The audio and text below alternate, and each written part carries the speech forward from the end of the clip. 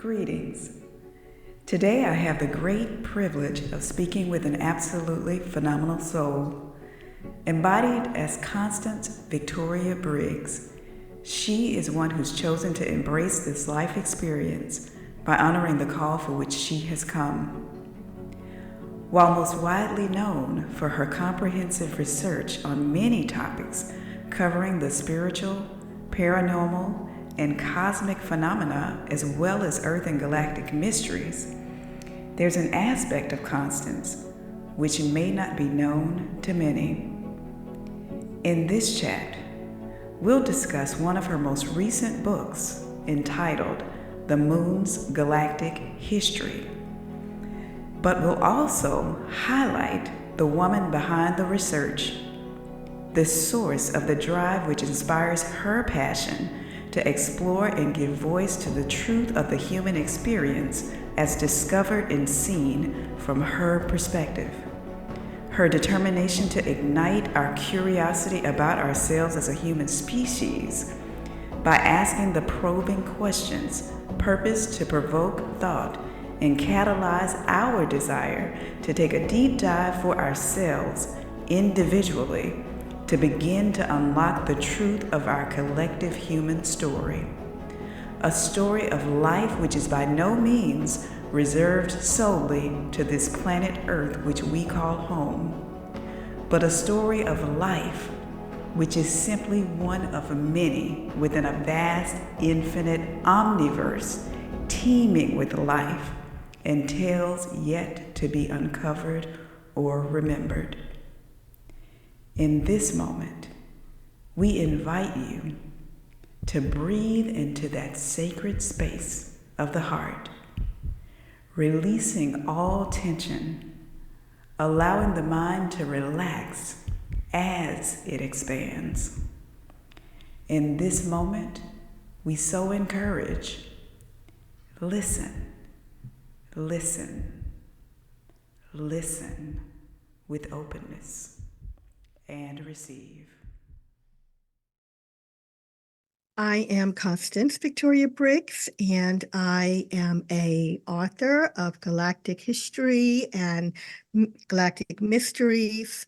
I started my journey writing books on metaphysics and spirituality, and now I am focusing on our universe. Are we alone in the universe? And what's going on with humanity and our connection to the galaxy. Beautiful, beautiful. I am so excited to speak with you today. I read a ton. And the reason I read a lot is because I love exploring perspectives. And I believe that perspective gives us an opportunity to see ourselves from many different vantage points. And your perspective serves as a frame of reference whereby you can further ask yourself questions. So if you see me looking to the side, I do that often. My guides speak to me as I'm speaking, and so my body responds as they speak.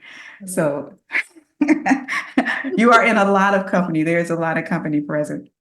But I selected your book and you because my guides basically gave me the impetus to reach out to you. And I really didn't understand why, because it wasn't an avenue when I looked at the book that you have, that it wasn't something that initially sparked my attention, right? Because I kind of felt like I knew about the moon and about Earth history, right? But they said, no, you got to reach out and have a conversation with Constance. And they kept bringing you to my awareness.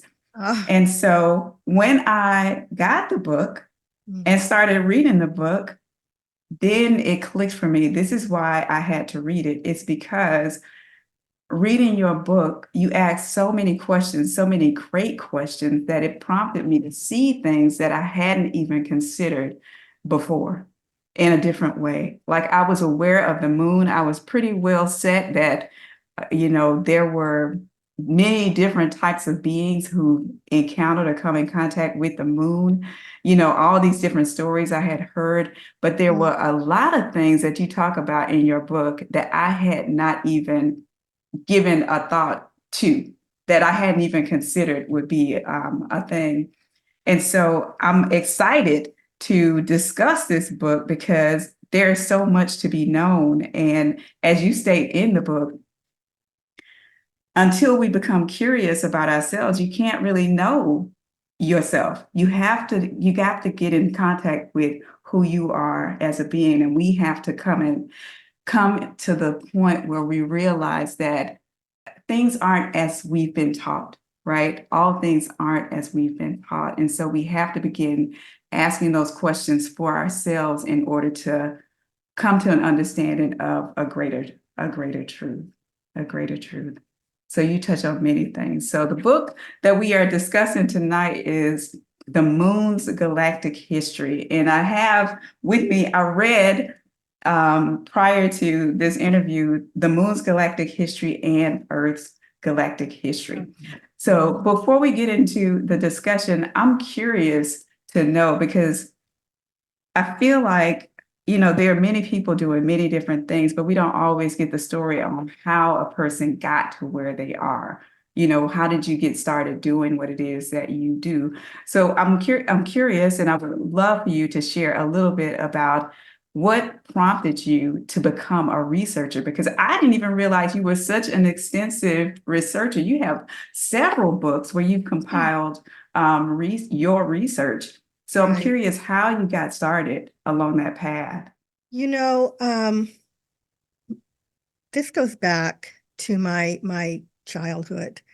I've always, it started with me being interested in spirituality. I've always felt some sort of spiritual pull. I didn't have the word for it when I was a child, but I felt a connection to something.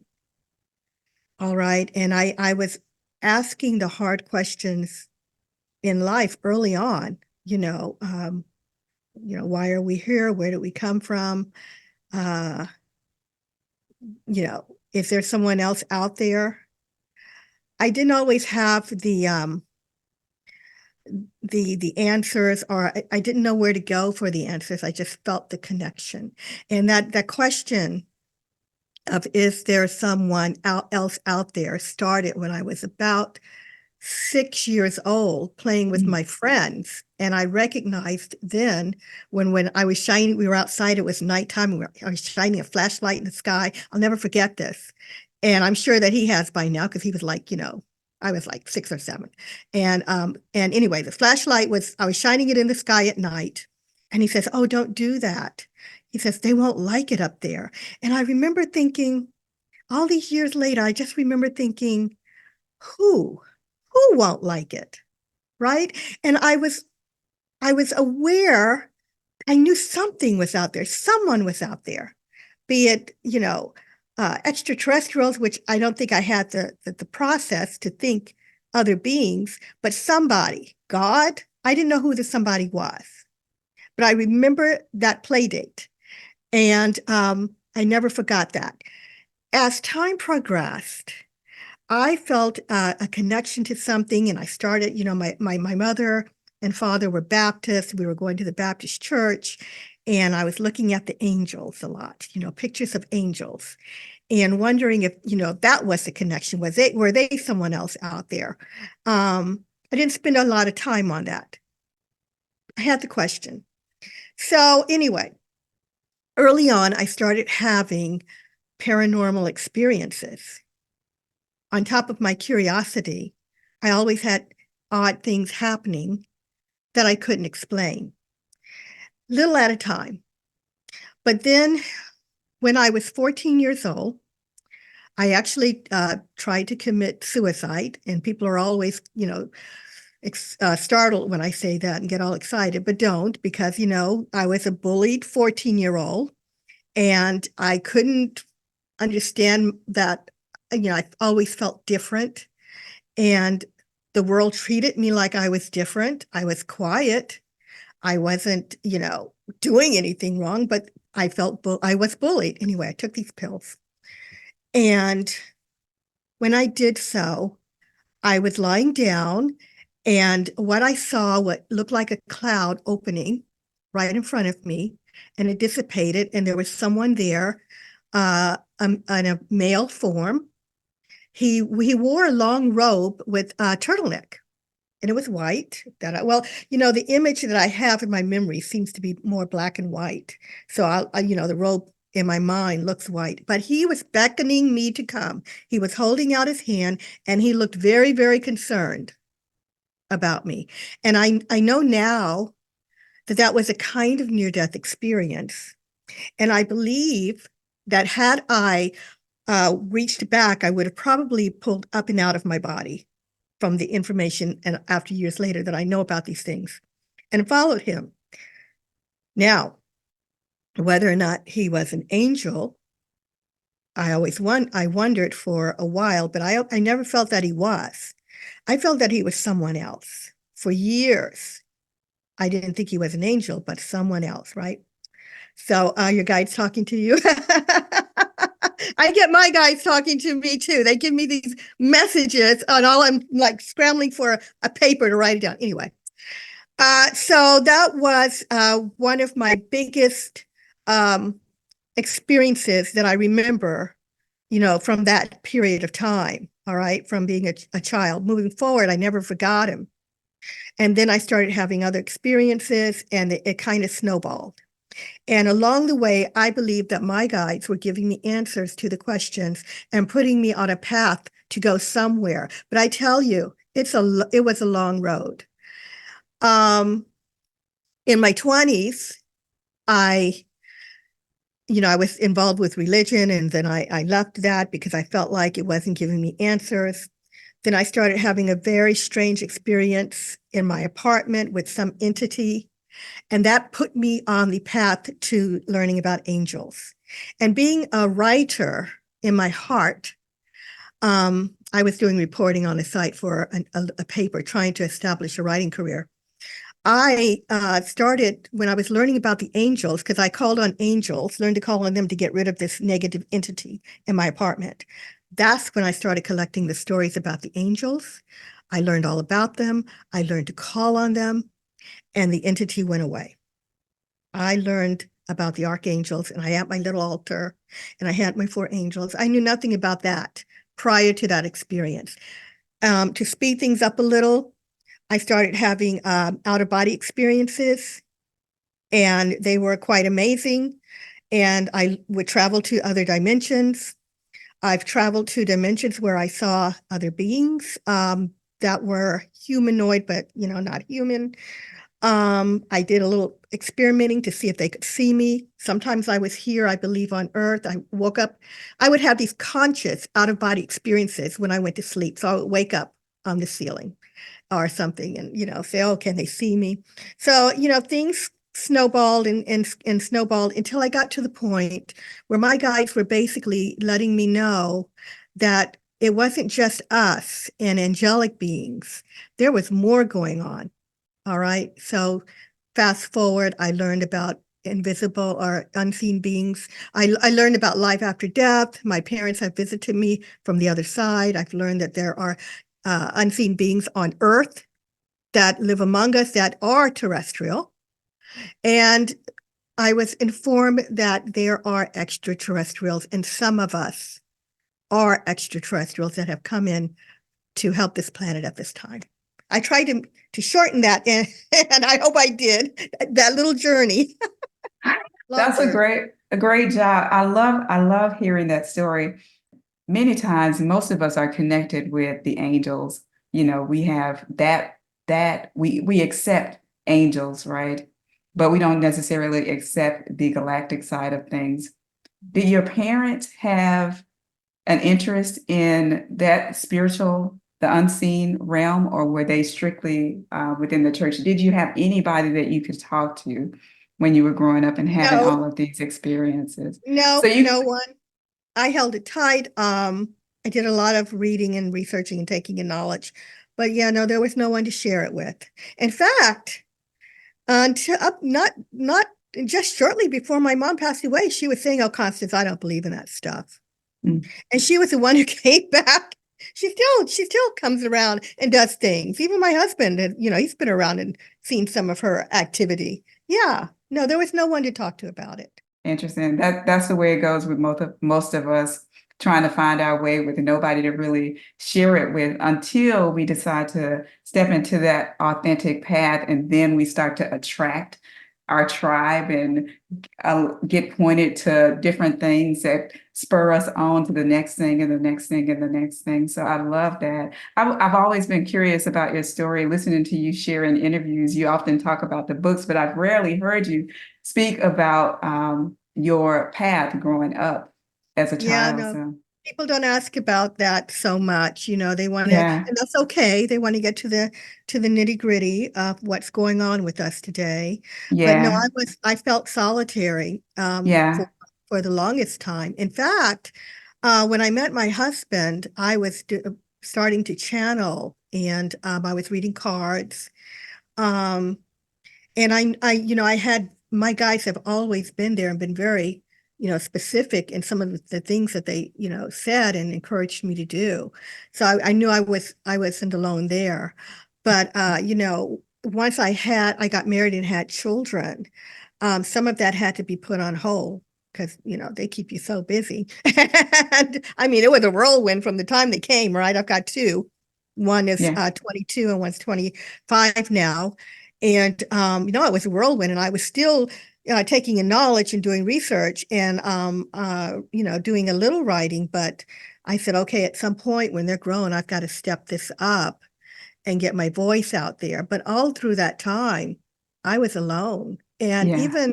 even now, I'm pretty much alone. I have one friend that I can talk to. She's recently moved to Boston, but yeah, I mean, my tribe seems to be mostly, on social media. That's where I learned, and I had no idea really that there were people out there that thought like me and that had experience like mine.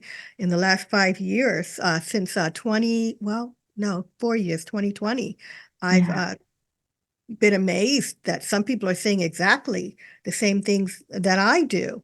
yeah. So I've had interactions on social media, but yeah, not so much in person. I'm looking for like-minded friends, by the way. I am in San Hey, Diego, well, California. hey, here I am, right here, right? Yes, yes, honey. Oh, open arms, open arms. Absolutely. This is so fantastic. Like, was your husband into that side of things? He wasn't, but when he He is is now. now. He doesn't have a lot of choices, does he? In fact, my husband is an engineer. And he even wrote a book and he dedicated to me and said, "Thank you for opening my eyes."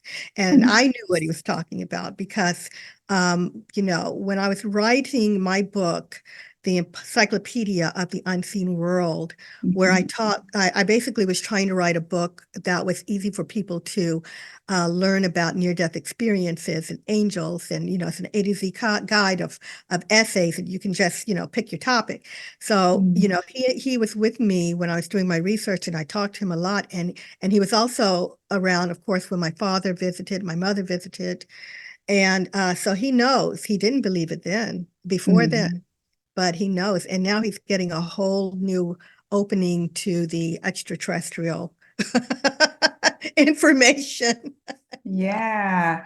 So now one thing I acknowledge with myself in raising my kids is that I'm very sensitive to their stories and what they say they see and all those things because I never had that support. So I'm really sensitive and I really never question them when they bring something to me. We just sit down and have a very centered conversation about whatever it is, right? So that they can understand the power that they have within those situations so that they don't have a lot of fear. How have you handled that with your children? Do they share your perspectives on the galactic realm or the angelic realm and all those different unseen realms? So my children are very different people. Mhm. Um, Keon, my oldest, was always he was more like me. I felt in that he felt connected in that pull. I could see it early on. When he was little, he was talking about having out-of-body experiences, but he didn't know what they were. He would say, Mom, I went and traveled around the neighborhood last night, and he would talk about it, and I would explain it the best I could, because he was only like, 5, 6, and 7 years old. He was talking about that. And then he always had a connection to animals. And he had said to me one night, he had a dream, and I knew that Keon had traveled and went somewhere. And he said it to me, but I didn't say it to him. He said it first. He says, I went to this place, and it was, up on this mountain, and there was someone there, and he said the animals on Earth needed to be taken care of. And can you do that, Keon? Will you do that, Keon?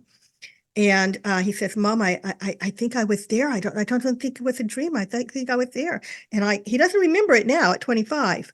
Yeah. But I explained to him that, it wasn't a dream, that he had traveled, that you can travel. And he wanted to go back. And I got it. I understood it. So he and I had conversations, and we still have conversations. And Shireen, my daughter, was way more growing up skeptical, and now she's a little offended now that I talked to Keon about it more than her, but she really didn't want to she didn't want to hear about it, and the interesting thing is she would see things. All right, I believe she manifested Slenderman. Have you heard of Slenderman? I have not heard that Oh, term before. it is a negative being from a game. All right. And, when they're young like that, they're powerful. And she manifested Slenderman. She saw Slenderman. She was scared to sleep in her bedroom by herself. And she would explain that it was there. And I knew she wasn't imagining it. And it was interesting because I had learned that teenagers early on can have these abilities, because we all do, but they're so young they can't control them as well, and then they don't know they have them. She manifested this thing as she saw it, and I had to talk to her. I don't remember exactly what I said now. Eventually Slenderman did go away, and she would see other like someone peeking around a kid peeking around our patio door. And to this day, she'll say, Mom, what was that? Well, that could be a person that has crossed over, but it could be also another person from a person from another dimension, which is a whole other thing.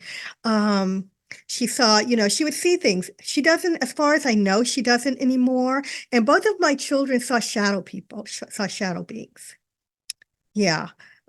Whatever those are. I think I have like 3 lines in my Unseen World book because it was written a long time ago. We didn't have a lot of information, but Keon would see in the bunk bed, he said he saw someone walking past, and you could see their head, and it was darker than dark.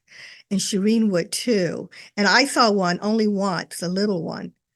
But yeah, but I did talk to them about it. I explained the best that I could. And but they seem to have moved past it, seeing things mostly, or at least they're not telling me now. That's interesting how kids handle that, because mine are the same way.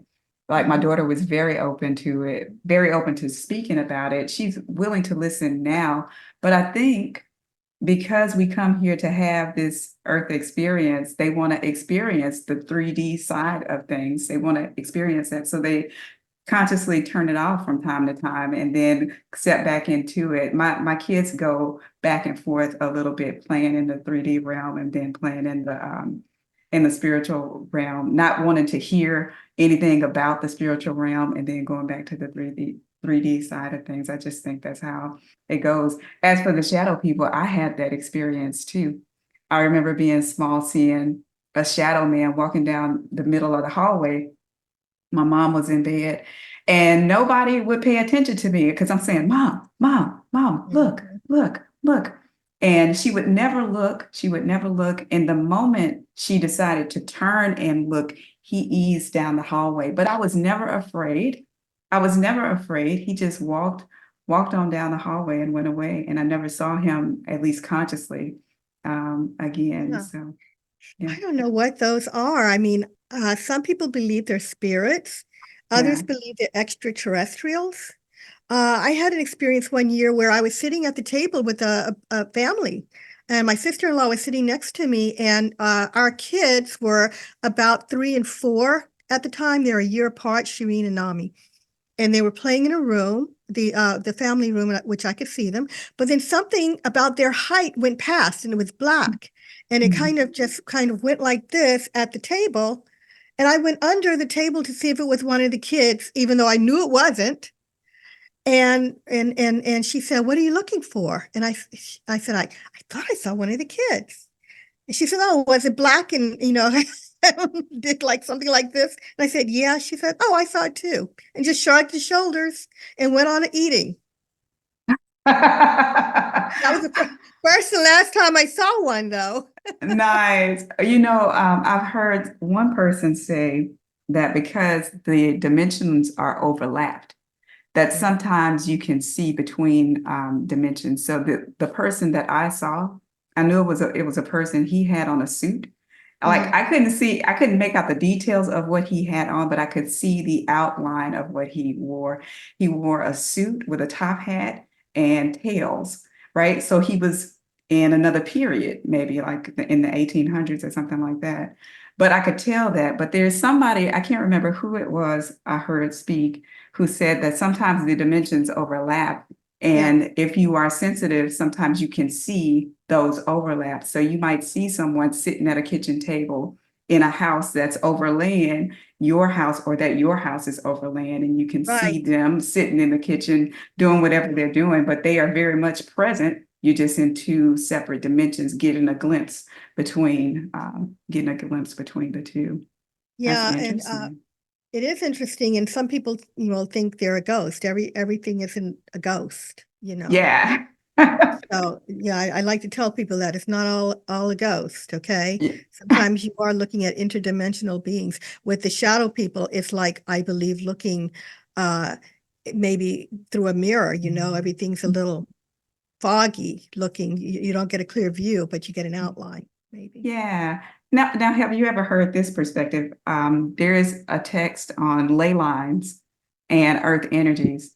Hmm. And because earth energies run like in the same directions all the time, they pick up different things that have happened in an area over time. And so, like a VHS tape, they tape or record energies that have played in the same way in that area. So that, let's say that if there's a war in a specific area geographically, Hmm. these lines can pick up those energies and the traumas that have taken place. And because those energies are repeatedly running, they don't stop moving, that Hmm. they can play out those scenes from a past time. And so you can witness those, or there are people who have witnessed those, but it's almost like it's not a ghost. Some people would interpret it as ghosts, but it's really just the energy replaying itself because it's picked up these frequencies of these things, these scenes that have happened, and it's just replaying them almost like a VHS tape. Yeah. Right, right. I've heard that. I don't know anything about ley lines. So thank you. You just told me Okay. about them. Really? You did. But I have heard that referred to as an imprint, that the energy is imprinted. We are rewatching it. Yeah. So again, it's not a ghost. It's an imprint. Because somebody once I read a story of a ghost train once, and I'm like, how can it be a ghost train? That doesn't even make any sense. Oh, they saw a ghost train, or they saw a ghost ship. I'm like, no, no, no, that doesn't work. But something Yeah, replaying, or an imprint of energy and that makes more sense to me. it does. And then they also mentioned how the electromagnetic fields can rise up out of the earth, and some of those can be witnessed as like red lights. So Mhm. there's this story of some being or some entity that people were really afraid of, and it would be these two red lights that would always appear, and people interpreted them as eyes. But Mm. what it really was a play on the electromagnetic fields and how they will rise up, almost like orbs. will just appear from time to time. So people would interpret them as many different things, but they're not necessarily something to be feared, just something to be understood. And that speaks to just becoming aware. And that's why I loved your that's why I loved your book, because it caused me to consider things in such a different way. And so one of the reasons my guides have prompted me to bring things to the forefront like this is because it gives us another avenue whereby we might explore ourselves. And the reason that is important because if we don't know ourselves, it will be hard for us to accept something else. If we don't know the truth of us and the who and the what of us, it will be difficult for us to accept those of an what we term extraterrestrials, right?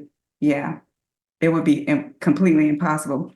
And I believe that's a big reason why a big public disclosure hadn't happened yet, because basically humanity itself is not in the frame of mind to accept that. We respond to many things that are unknown from a space of fear versus getting in that heart space and allowing yourself to feel into the space and really connect with what it is that you are witnessing from a heart-centered space.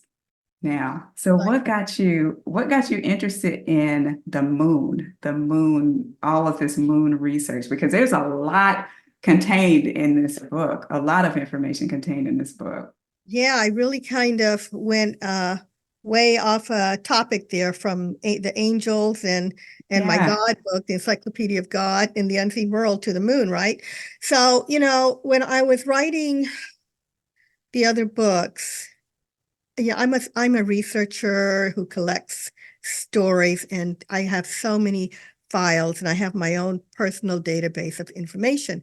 So there were stories that were coming across my desk about the moon, the magic of the moon, the mysticism of the moon, mythology of the moon, but then, angels of the moon.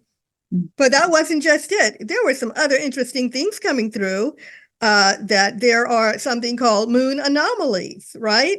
I'm like, moon anomalies? Okay. Well, my guides have informed me about extraterrestrials and star beings.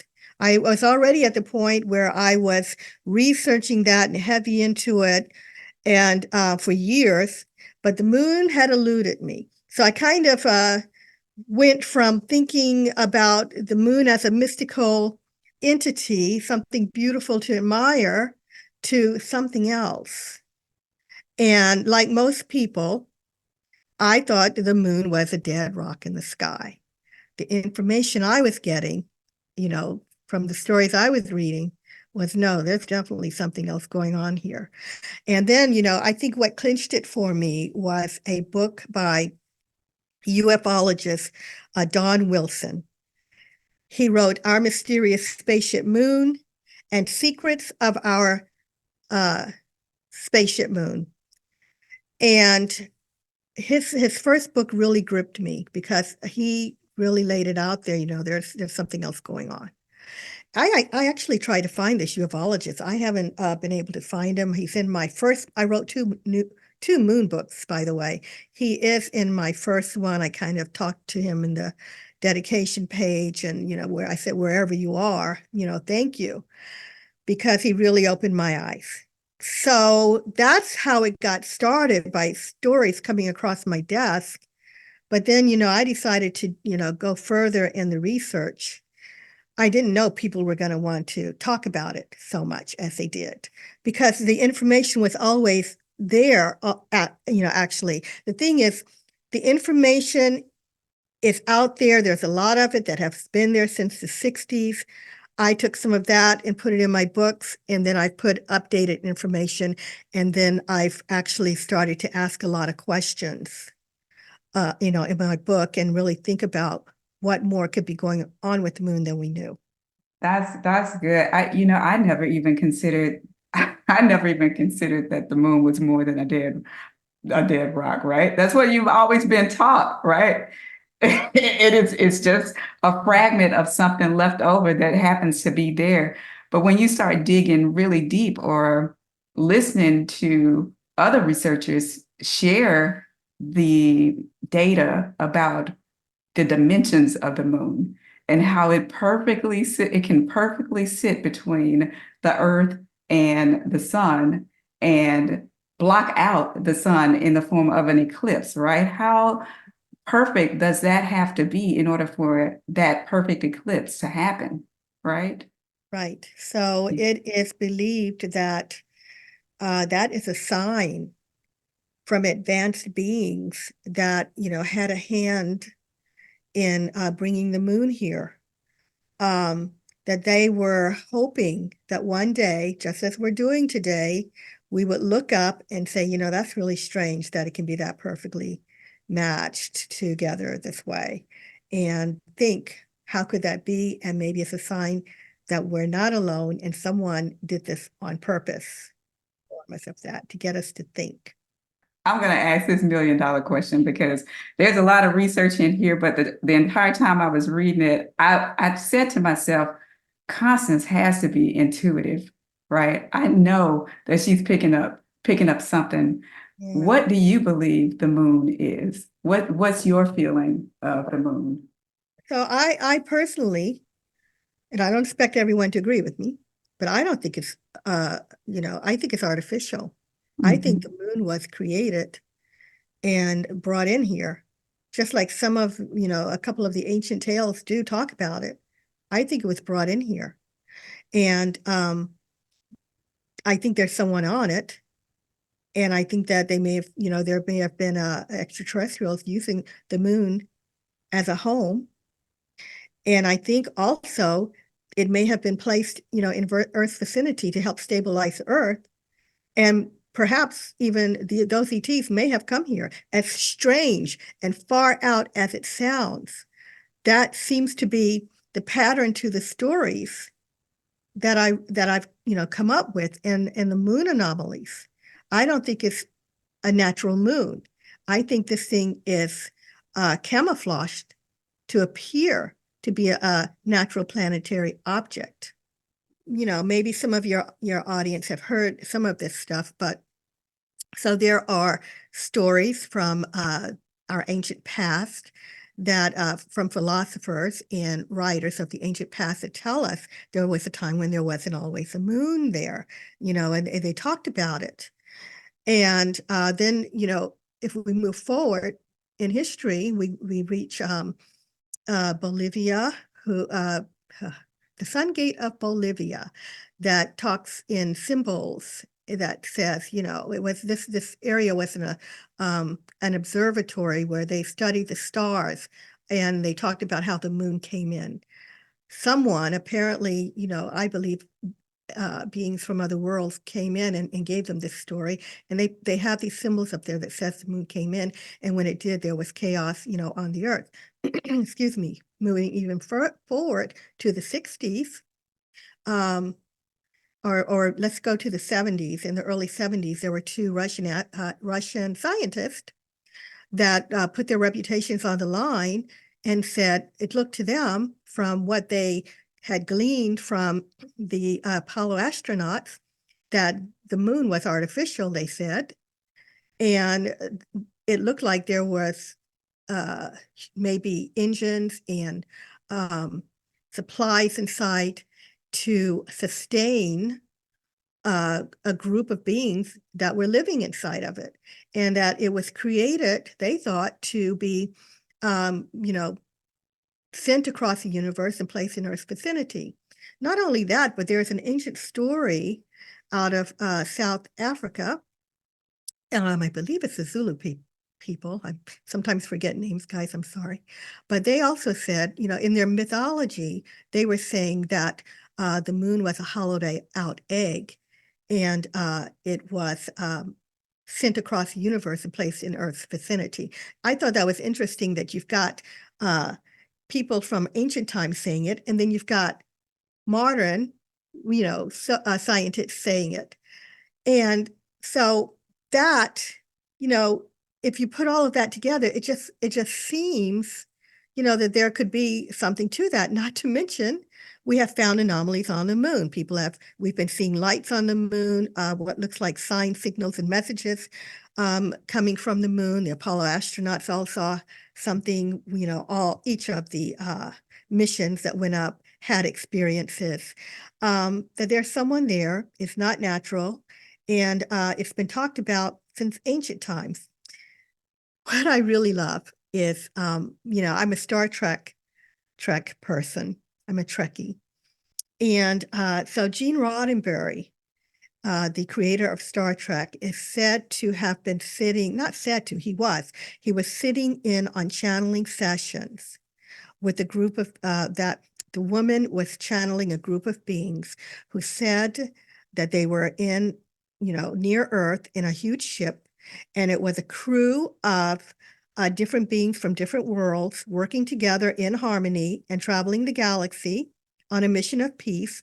They were here and near us to, help if they could, do what they could for us. But so how do I tie that into the moon? So interestingly enough, before the Apollo astronauts went up, the Star Trek show was on in the 60s.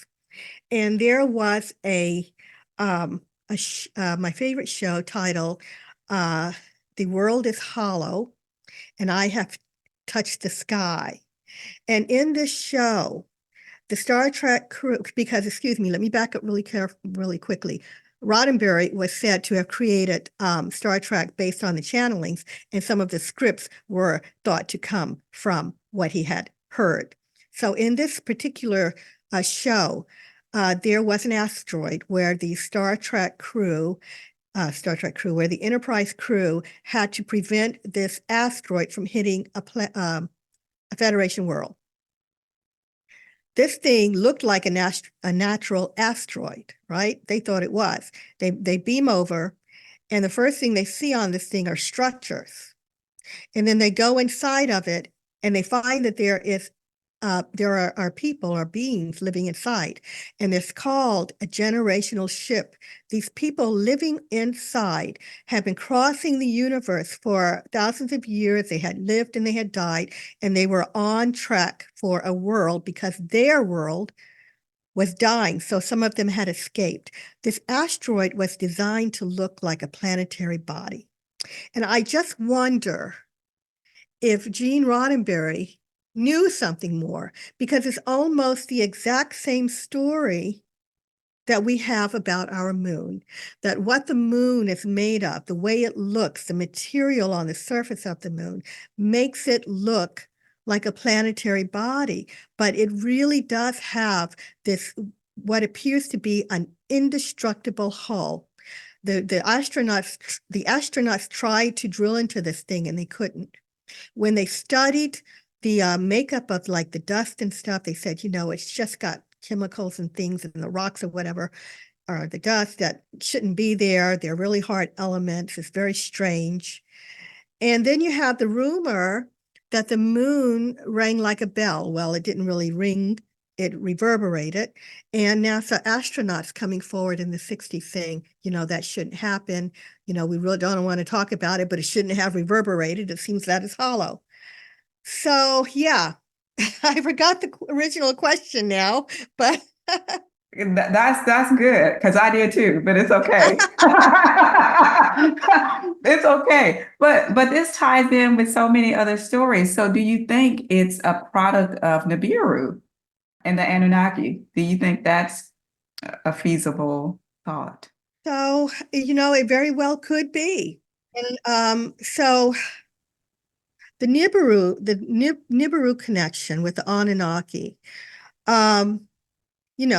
we know the story of the Anunnaki supposedly creating humanity. Could they have also stabilized the earth with the moon, and come in here to do their mining for gold? Maybe that made it possible. Maybe the Anunnaki, some of them, had to escape. Besides those trying to live here, maybe there was another group of Anunnaki, because it said that Nibiru has different species. But also, this is the thing that I've heard about the moon. It is believed that the Anunnaki actually may have a hand in why the moon is here, but they also still may have a hand in gold on the earth, because there was a story in the news a while back that I saw that said there is gold missing on earth and they don't know where it's going. And there was a theory, not in the same article, but by someone else, who said, could the Anunnaki be taking gold off of the earth and sending it from the moon to Nibiru? So that was one connection. But yeah, who knows? Maybe it is a ship from Nibiru. Besides the Anunnaki, there are other tales from the ancient past that beings people from Earth, star people or the gods, some people call them, and humanity, some humans would fly with them, could go to the moon and come back. And if the Anunnaki, because they had advanced technology and able to fly back then, they thought too. So if the Anunnaki had a hand in things, maybe they were going to the moon. Maybe they did bring the moon in. And I'll tell you another thing. That story about the moon being an egg that was hollowed out was said to be, the people who did this were said to be two reptilian looking brothers that were extraterrestrials. Some of the Anunnaki, not all, are suspected to also have that look about them. So who knows? Right. As products of Lyra and the Dracos, right? The Oh, you know reptilians. about them, Yeah, I huh? do. I Oh, do. That's interesting. Interesting. So Linda, I saw a story from Linda Moulton Howe, and she talked about the ship that was on the backside of the moon, this cylindrical or cigar-shaped ship that was found on the moon that's about three miles long, that is massive, it is right? a It's big one. massive. Yeah. And so they're like reading your book, there were Apollo missions where they saw remnants of these things that were left on the moon. Do you think that's a product of the Anunnaki? Because there was even a lady found on this ship. Is that correct? Another long-winded story, guys. So, it could be the Anunnaki and then it may not be the Anunnaki. And I say that because there are, I believe that we are living in a galaxy full of life. So there's more to it than the Anunnaki, but you just don't know because they have, they are known to have had, a hand in our past in a big way, especially if they manipulated our DNA and added it to primates and, created us. Their DNA added it to primates and created us. So yeah, it could be the Anunnaki, but it could be someone else too. So basically, this ship, and people will be surprised to know that you can actually find a picture of this ship on Google. They say that NASA covers up. They don't cover up everything because they didn't cover this up. The original picture of this ship came from the Apollo, I believe it was either Apollo 15 or 17, but I think 15. And it had strange symbols on it. And it really is massive and quite interesting. So the story is that NASA and NASA or even other authorities that, out there that were interested in this, thought maybe it looked like a crashed ancient ship on the moon, and they wanted information about it. And so up went what some consider a hoax, and it's the Apollo 20 mission.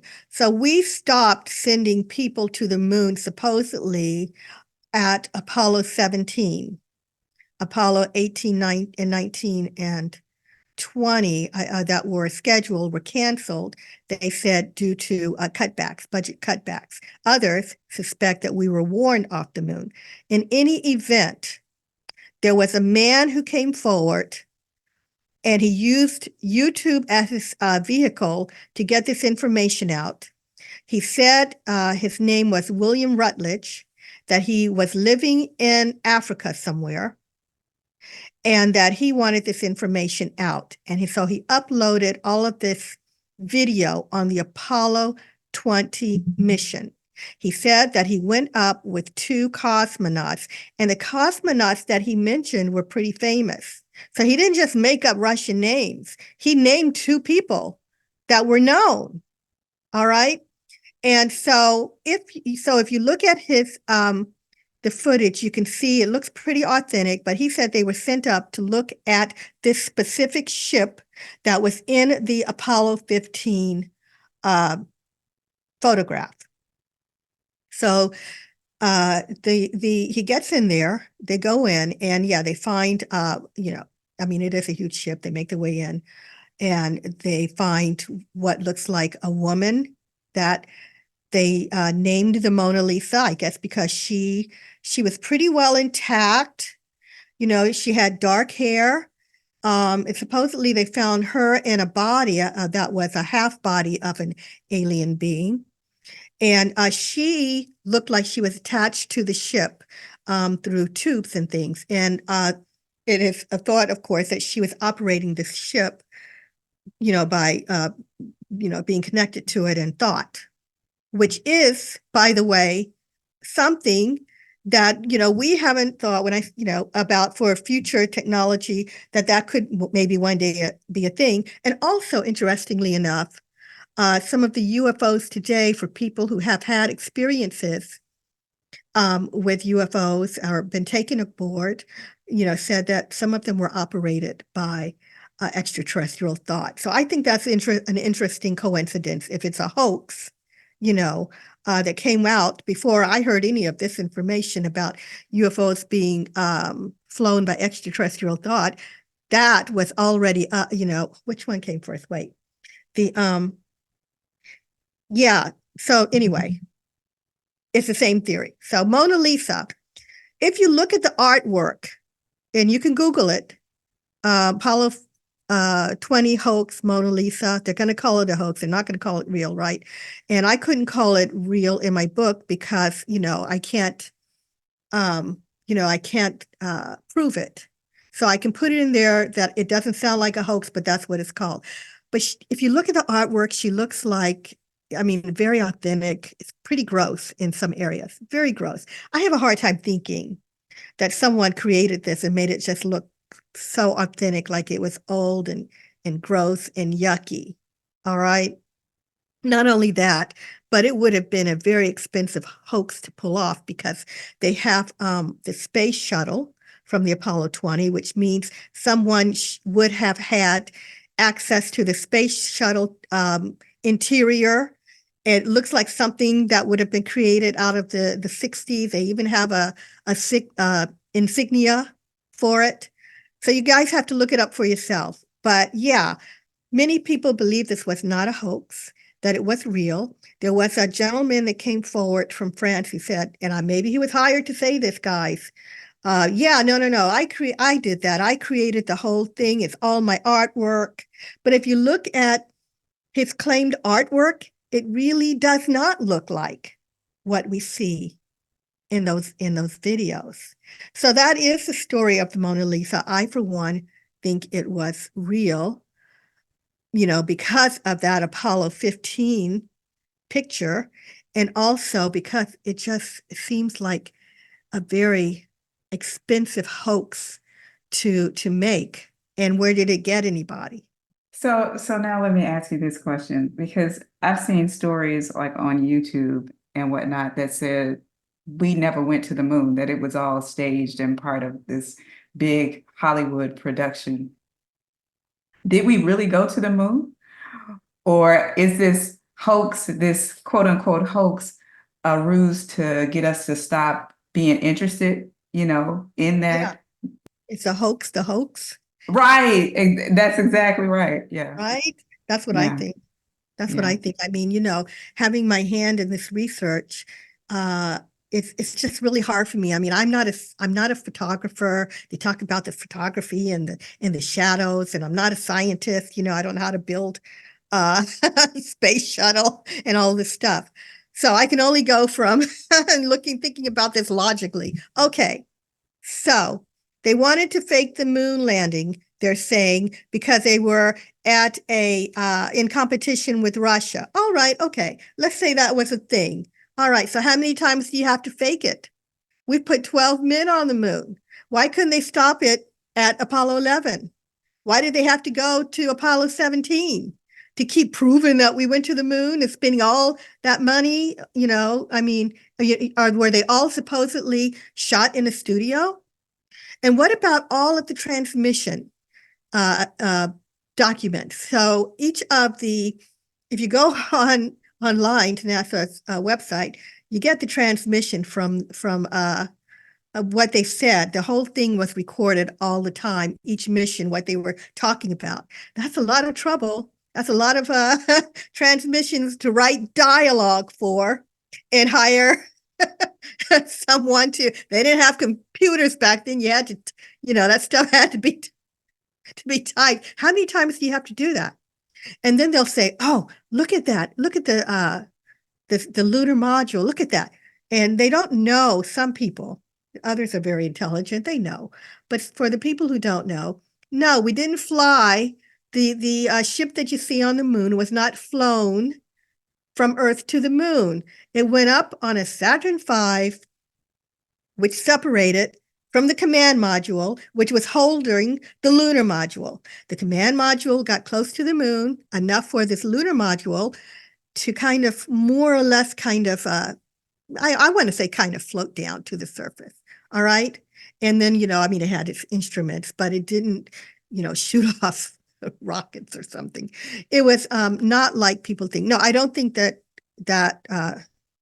don't think it was faked.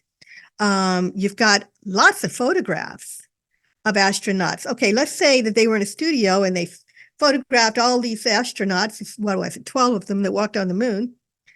But do you really have to add, quote unquote, UFOs around them? Because there's a lot of photographs that with strange lights, UFOs, I've seen blue lights that look like probes in some of the pictures. How far would that hoax have gone? Right? How far would they have had to go? They could have stopped with Apollo 11. There's more. I could go on all day. One thing people should understand too is that the Apollo astronauts had trial runs. They were filmed in the desert. They were filmed in hangars. So, I've heard a story about a Coke bottle. I put it in my Moon mystery book. Where did the Coke bottle come from? Well, the Coke bottle that people claim to have been seen could have been on a set where they were rehearsing. They had to practice.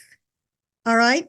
Then there's the other very interesting theory, the theory that they recorded something on the moon that they didn't want us to see. Could they have actually filmed some of it and then put that up so we wouldn't see ships and extraterrestrials that were up there? That could be something too. But did we fake it? I don't think so.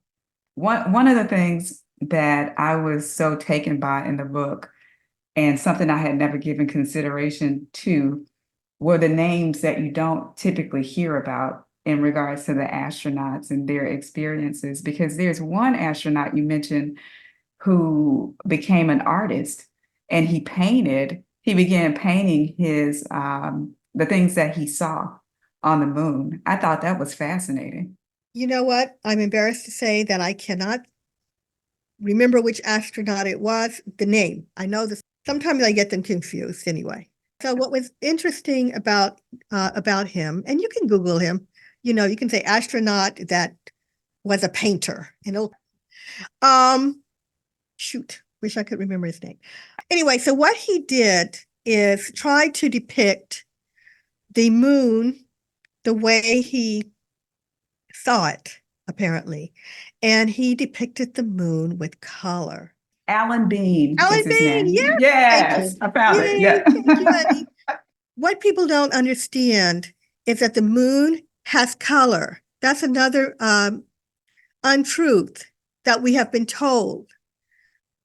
It does have colored areas. I hear that, by the way, that there are these marvelous, beautiful pink boulders that kind of shimmer up there. I would love to see those. Anyway, so he depicted what he saw, and there was color. And he wanted to show people his experience about the moon. And it really is beautiful if you go online and look at some of his work. So yeah, the moon has color. It's not just black and white. And guys, it's not flat. When you think of the moon, you think of the moon being a flat surface and you can go walk and maybe there's some craters. No, the moon has hills, valleys. There's in one area called the Grand Canyon of the moon. All right.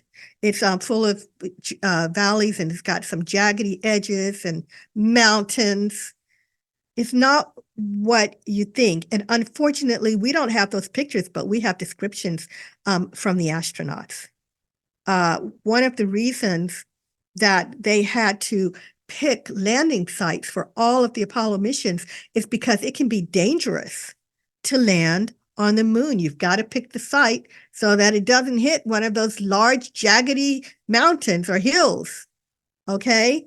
It's not what we think. It is really a foreign world that is not flat. It's got lots of craters, lots of mountains, and it also has fake craters. And when I say fake craters, things we thought were craters turned out to be things that looked like atomic weapon craters where a bomb had hit. That's all. I found that to be amazing and interesting. Yes.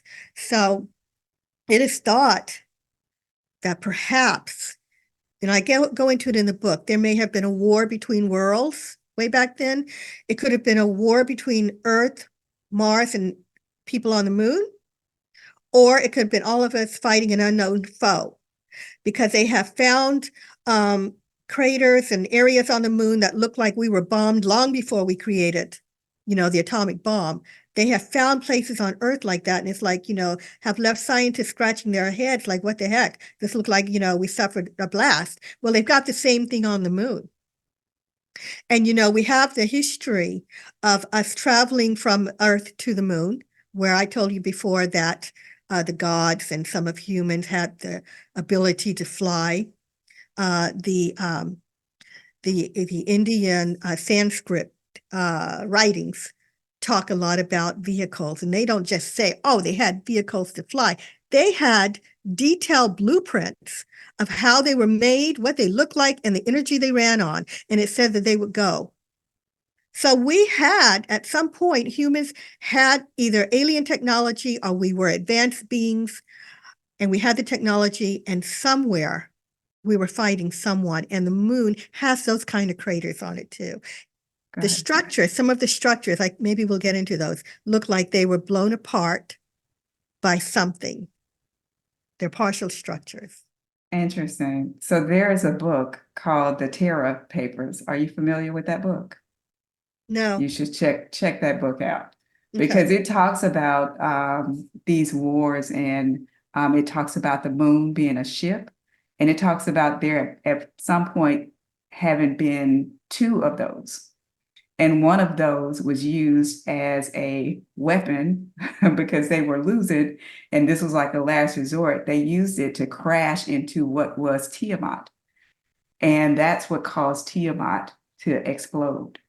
And that there's another school of thought that says that Earth is the remnant of Tiamat. And so that's why you find some things on some ancient things on Earth. So, but the moon being, I don't know, maybe there's some connection there, but there are a couple stories, which is why I love to read, because every author has their perspective, and you read so many perspectives, you kind of start to begin to build a complete picture of what was kind of going on at the time. But yeah, that plays. As I was reading this book, I was curious if you had read that book, because you speak about a lot of the things that are mentioned in the Terra Papers. It is a book that was channeled to American Indians, indigenous people of the earth, see the beings of the stars as the ancestors. That's like common knowledge. That's commonly known. So yeah, it's just interesting how these things all kind of tie in together and relate. Right. It's interesting too that a lot of us are kind of mentioning the same things, because I feel like, we do have guides. And we do have some people, are saying they are in touch with extraterrestrials who are trying to educate people on Earth about them because they would like for us one day to come into a galactic community. So more and more information is coming out, and some of it is very similar.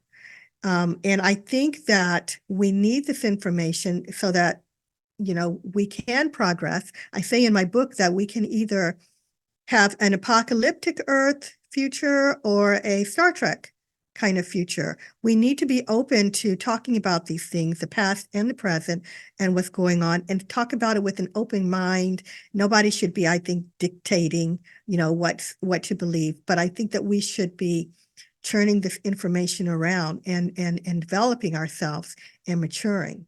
I totally agree. Totally agree.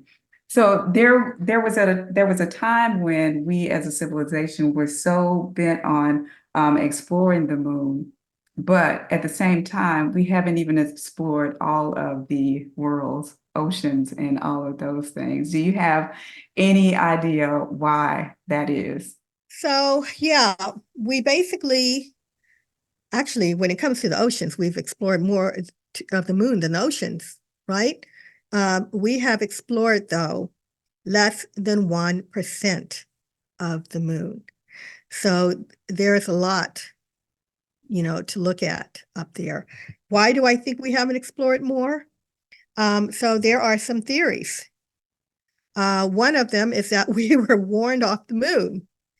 I don't have any, I haven't found any transcript or dialogue where someone actually said face to face that, this is, the what they said exactly. This is something that is said to have been said, that we were warned off the moon, and it may have happened during the Apollo 11 mission or the Apollo 17 mission. I don't know. If it were during the Apollo 11 mission, they went back several times. Someone stated that there is a person who came forward and said that Neil Armstrong said that we were warned off the moon and not to come back. And that the, reason we went back again was because, we had to go back because the American public expected it. If we didn't, they would have known something was up. That's what was said. But then after Apollo 17, of course, we never went again. So maybe, and what's interesting is thought that maybe we haven't gone back because they know that the ETs on the moon, at least, and all the others too, but we're talking about these guys, that if they're there, they know that we are a primitive, warring, immature race of beings, and they don't want us anywhere near them. And we left a whole bunch, some people say, we left a whole bunch of garbage up there. They don't want us up there. They've seen what we did to Earth, and we do. I mean, I don't remember the number now. It is in my Moon Mysteries book, but we left a whole bunch of garbage up there during the Apollo missions. Okay, we left vehicles up there that they just didn't want to bring back. It was just too heavy to carry back. All right. So they were saying, oh, they don't want us. They know how we are. They don't want us there. They don't want to have anything to do with us. And it said, and, when you're talking about a place that is quite possibly a different world with real people on them, maybe they don't want any outsiders there. We consider the moon ours. But what if the moon is a foreign country? What if the moon has a society there with its own government and its own laws and its own rules? Maybe that's why we haven't been back, and they don't want to tell us. Okay? That is a theory. But they're talking about going back. They keep saying it and they keep changing it. We don't know, really. If they go back, the other question would be, could they have struck finally an agreement and a deal? We do have rumors of the governments being in touch with beings from outer space. Who knows? Somebody just posted something on Facebook on one of my pages and said, I think we're on the moon. I know this is controversial, but I think we're on the moon. Well, We don't know if we are on the moon. He sees like secret space mission gone up to the moon. Who knows what has happened between now, the Apollo missions and now. But I'm going to go with we haven't. That's, what we've been told. I wonder if the extraterrestrials just don't want us up there. Just because they know we're not ready yet as a collective, not ready because we're not heart-centered yet as a collective. Right? Right. And Yeah. spiritually speaking, when I was, writing my Unseen World book, I forget who it was. It may have been Dolores Cannon. I can't remember now, but they were saying that Earth is a place that is so negative, that even, some of the beings from, when we're coming into Earth and you have a choice to come here or not, some people don't want to come in because it's so negative. I forgot where I was going with that one, but yeah, maybe that's. Okay, so I have one curiosity because I watch I don't even watch regular TV anymore. I really just kind of stay on Gaia and where my guides kind of lead me to. So, but I was watching Deep Space on Gaia, and they talk about the Nazis and all the technology that they had and the craft that they built and the ships that they built, the aircraft that they built. Do you believe that they built something that was similar to a flying saucer? And if they did they perhaps go to the moon? So I didn't see that. I mean, I've heard about the Nazis. I didn't see that particular episode. And someone else asked me this, and I don't really, I wrote about, the Nazis a little bit in my book. I said, it is thought that they did. I don't know what they were doing. I don't know what they had. I was saying in the show, this other show, oh, I hate the idea that there might be Nazis on the moon. And they were like, well, you put it in the book, Constance. But yeah, no, that's the rumor. Do I think that they're up there? I don't know. I hope not. If they do, I hope they're really nice. I hope they've changed. But seriously, you know, we have had rumors for years that there has been governments and perhaps the Nazis that had technology and agreements with extraterrestrials and that were giving them, technology to build spaceships. I think it could be a thing because you just really never know, right? Where do these rumors get started? It could be, but I don't know. So you mentioned your guidance and being in touch with your guidance. Do you feel like your guidance is leading you to the next bit of information or that this is part of your mission that you've come here to do is Yes. to get this information out? Yes, that is exactly it. So, when I'm talking about my life or when anybody is, you can't, can't give every detail of things that happened. But I felt like my guides, my entire life has taken me on these steps. All right. So I started out with religion. I learned a lot about the Bible. I learned a lot. I did Bible studies for years, and it helped me in the work that I do today because I know what people are saying. I know what they're talking about. All right, and my children didn't get that, so I'm trying to say I didn't raise them in religion, but I can see if I wanted them to have a more open mind. Excuse me. Had I been them, I don't know if I would have been able to have the same conversations that I had today. So I think that was a stepping stone, even though at the time it was interesting and also painful. Went through a lot with religion. Then I moved on, all right, and I had, that whole scenario with that negative entity that taught me a lot. And then I learned that took me right into the angels, and I learned about, you know, benevolent beings. And it's been like these stepping stones. And eventually I was having the out of body experiences, another stepping stone. And then eventually I could see a light.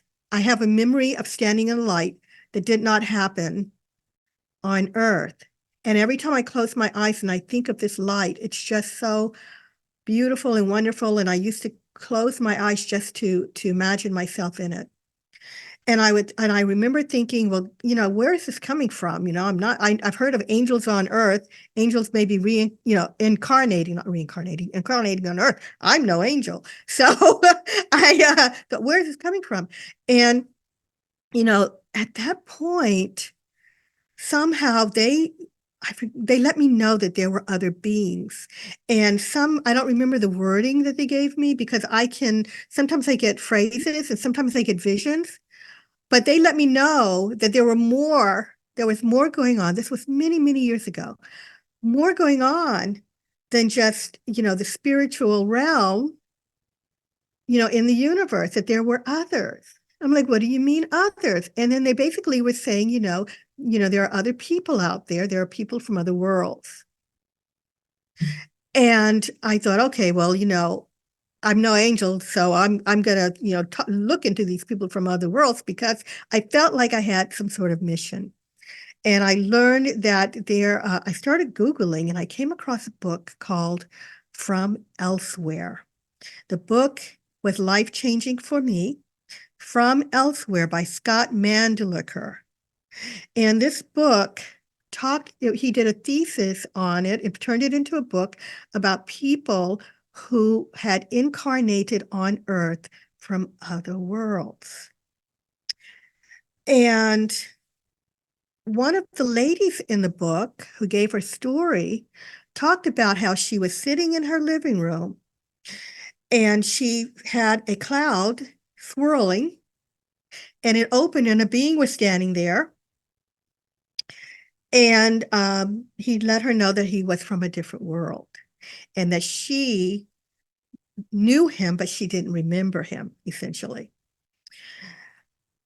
That's when I learned that maybe there was something else going on, and that there were people from elsewhere who had incarnated in, and there were extraterrestrials out there.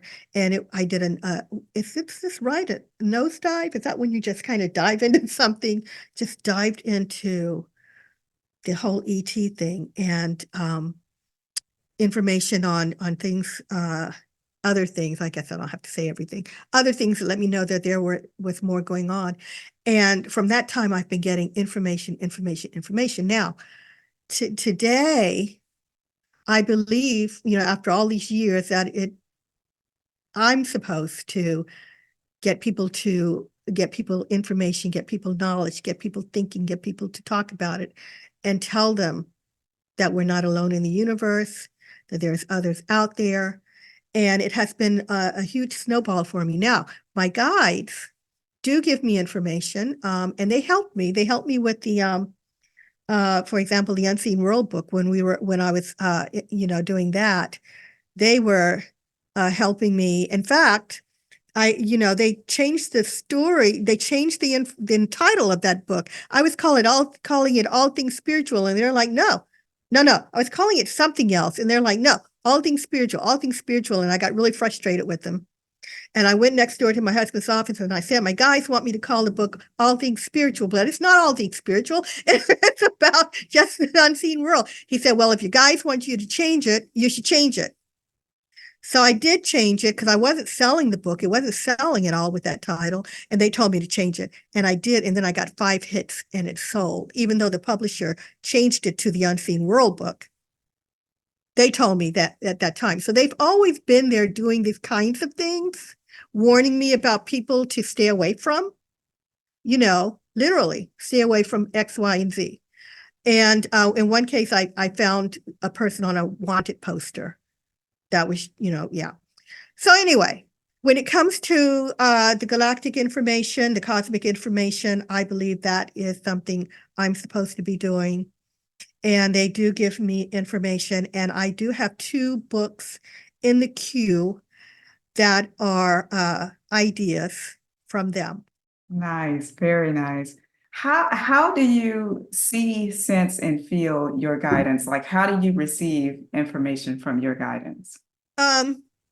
It comes in visions, like pictures, and it comes, but more often it comes in, and I don't even know how to describe it, because I don't see the words, but I do see the words. For example, one time I was sitting watching my son, and when he was younger, this is one of my favorite stories of watching my son and his friend play. And I was sitting in the kitchen with his friend's mother across from the table. And they were playing and I could see them. But she was talking a lot, just like I'm doing now. She was talking a lot.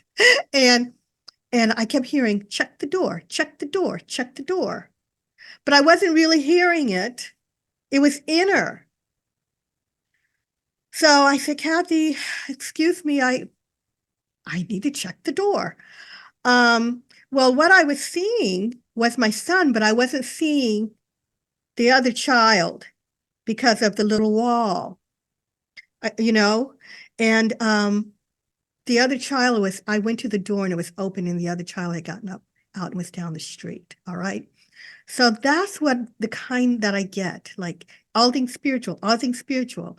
I've also had experiences where there was an urgency too, like in one case, I was getting that kind of information.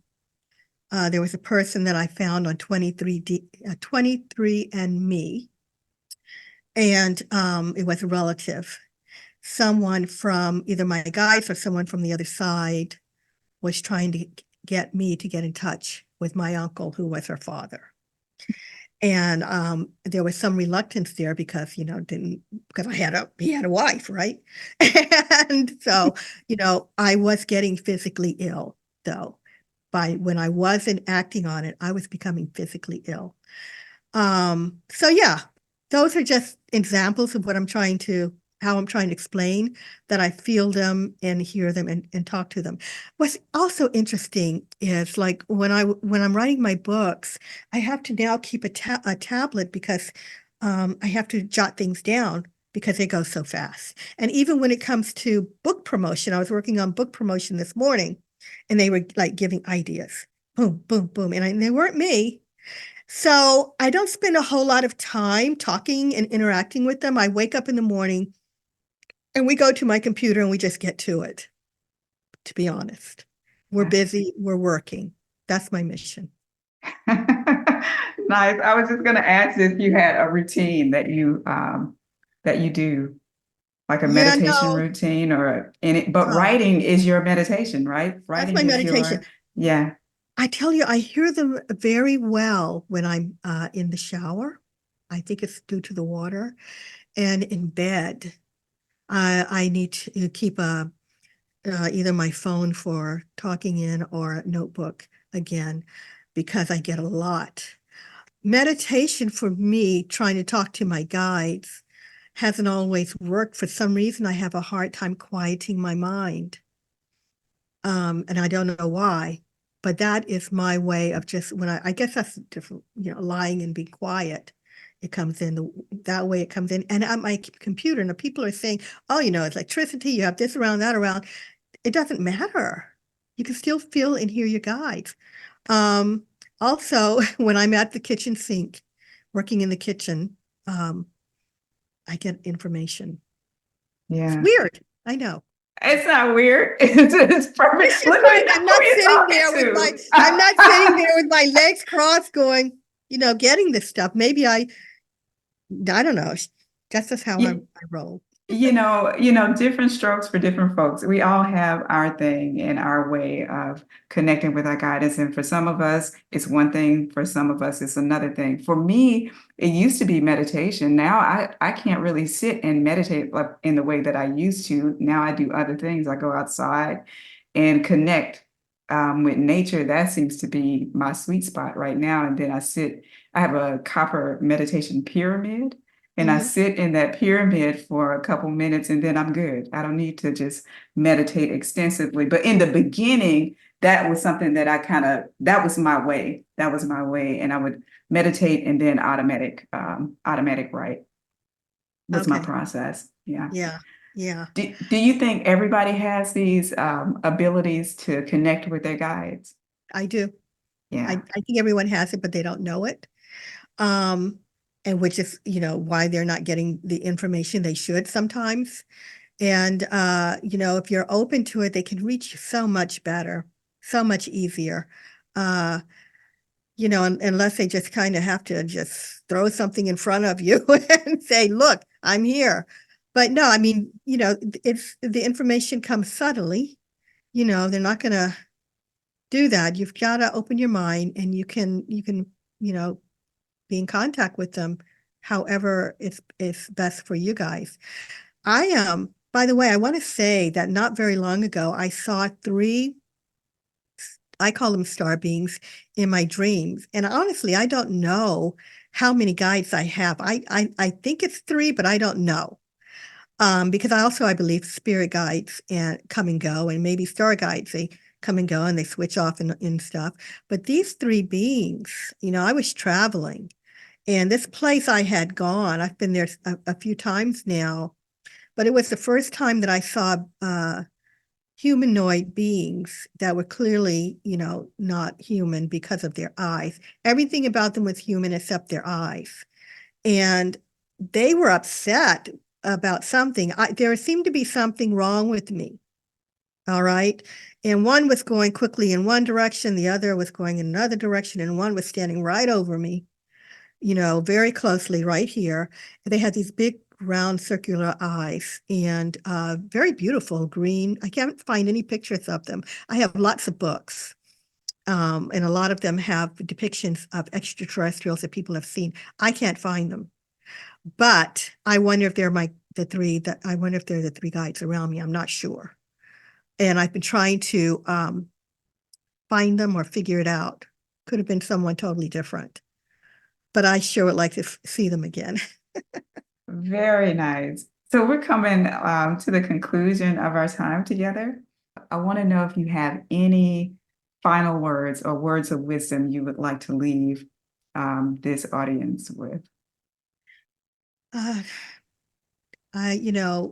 One of the astronauts, Gordon Cooper, no, excuse me, Edgar Mitchell, said to take in your own knowledge, do the studying, read the books, we should have an open mind.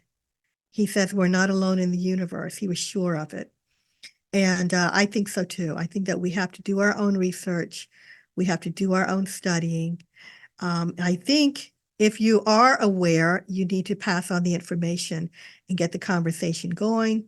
I believe that we will not enter into a galactic community until more people know about it. Don't listen to what they're saying about disclosure, disclosure, disclosure. All right. We don't need somebody to tell us when to believe the truth, that there are others out there. We can be our own person. You don't have to wait. And for first contact, well, we have contact. We've been having contact. First contact is more about a mass introduction, and we're not going to get that until more people are aware. So keep an open mind, do the research. There you have it. Thank you so much for a lovely, lovely conversation. I love this opportunity to really get to know more about Constance. Thank you. This was beautiful, and I knew you were tapped in. I knew it. Reading the books, I knew you were tapped in. So I'm glad to explore that. We had an opportunity to explore that side of you in addition to the books. And for everybody who's watching, if you found this conversation intriguing, I would encourage you to get these books. Many times I will say the only way to discover more about yourself is to become curious. And many people are at a space where they're so entrenched in the program that they don't really have a question because you're operating on default. When you're operating on default, you don't have a question because you always know the next move. But this is a great catalyst to spark your curiosity. That's how I found it. I found it to cover some of the information that I knew, but it also caused me to think about things I had never even considered and consider things in a whole new way. So I'm really excited to have come across this. I'm so grateful to have had the opportunity to sit and have this heartfelt conversation with you. I'm all about heart-centeredness and getting that true, that allowing that authenticity to be showcased. because I believe that's what we're all here to do, is to stand in our truth and to embody our soul aligned essence, to be us essentially, because that's what will collectively bring us into a state of wholeness. We all have a certain piece to play, and you are playing, doing your piece, I'm doing my piece, and we just want to be out in the forefront to spark others to do the same, to follow suit in that regard. So yeah, I encourage you to get these books, check them out. Look up Constance on Amazon. I will have links to her books or to her author profile in the video description, wherever they might be posted. And so, yeah, with that, I want to thank everyone for joining us and wish you a great day. Thank you again, Constance. Thank you. Thanks for having me. I really enjoyed our conversation. Thank you again. Awesome. Be well, guys. Namaste. We are one, fractal of the original spark. And in this present age, do we still find us in many aspects, living behind a veil of forgetting, only to discover that we must make the choice to remember that we are whole and utterly complete by virtue of our very existence alone, with the presence of divine love as a core of the being we are, on earth as within the heavenly realms, with power, with grace, with the will to create our world as we desire, as we simply make the choice to know. But the present is not for the faint of heart. Staring into the face of life summons patience, openness, and a courageous humility, for we can only gain that which we endeavor to move toward. We can only reawaken to that which we choose to see through the eyes of truth. And yet, this stands as the challenge within this illusion, as belief therein draws to the forefront the flawed perception of separation, hindering access to knowing, keeping at bay the all's infinite potential. This is the assignment within this Earth School curriculum. So, our point of focus must be keen, heart and mind coherently aligned, for we will embody the purest essence of us only as we make the conscious choice to dive deep within the infinite waters of self-discovery, to explore and embrace through intention the glorious art of becoming through the subtle mastery of being.